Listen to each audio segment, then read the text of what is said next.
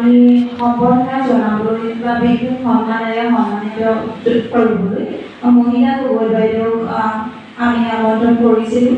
তেওঁ উপস্থিত আছিল যদিও হঠাতে ডিব্ৰুগড় যাব লগা হোৱাৰ বাবে গুচি যাব লগা হ'ল। মই সম্বৰ্ধনা পত্ৰখন পাঠ কৰি দিছোঁ। প্ৰতি মাননীয়া শ্ৰীযুক্তা মহিলা গগৈ আদৰ্শ মাতৃ তাইৰ সেই পূজনীয়া জয়তে ৱাৰিয়ৰ্ছ মহিলা সজাগতা আৰু গ্ৰামোন্নয়ন সংস্থা তথা জ্যোতিবা সমাজ অসম চৰাইদেউ জিলা সমিতিৰ তৰফৰ পৰা পৰ্যটক প্ৰণাম জনাইছোঁ। সেই চিৰপূজ্য আপুনি যে এগৰাকী আদৰ্শৱান মাতৃ তাক আমি একেমুখে স্বীকাৰ কৰোঁ। এগৰাকী মাতৃৰূপে আপোনাৰ ঘৰখনৰ অনুশাসনৰ বান্ধৱীতাত যি প্ৰীতিৰে ৰান্ধি ৰাখি সমাজলৈ আৰ্হি ৰান্ধি ধৰিছে, আজি সমাজত এয়া এক বৃহৎ উদাহৰণ। মাতৃ শব্দটো অতি মহান, যিটো শব্দ শুনিলে বা উচ্চাৰণ কৰিলে সমস্ত শৰীৰ শীতল হয়। আপুনি মাতৃত্বৰ গুণেৰে সন্তানক উচ্চ শিক্ষিত কৰি যি আদৰ্শ চানেকি দাঙি ধৰিলে তাৰ বাবে আমি গৌৰৱান্বিত।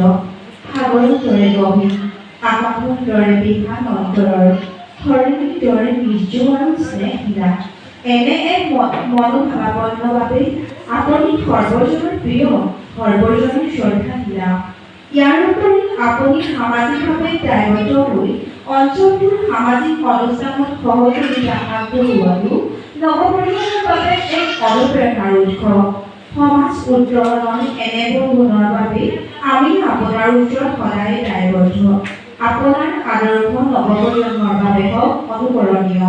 হে মাতৃ, এই মুহূৰ্তত আপোনাক দিবলৈ আমাৰ একোৱেই নাই, আছে মাথো এভাগৰ ভক্তিভৰা ওলগ। শেষত আপোনাৰ সুস্বাস্থ্য আৰু দীৰ্ঘায়ু কামনাৰে ৱাৰিয়ৰ্ছ চৰাইদেউ জিলা সমিতিৰ হৈ নাৰী দিৱসৰ এই মহান উদ্যানত সশ্ৰদ্ধাৰে সম্বৰ্ধনা আগবঢ়ালোঁ।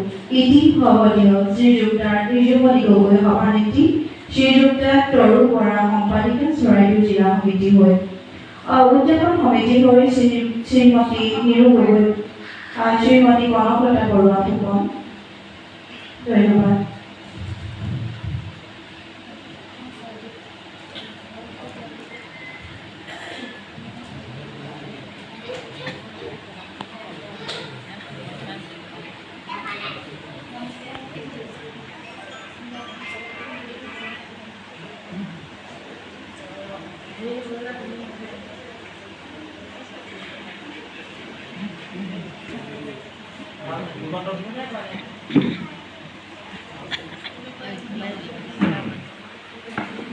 Là rồi.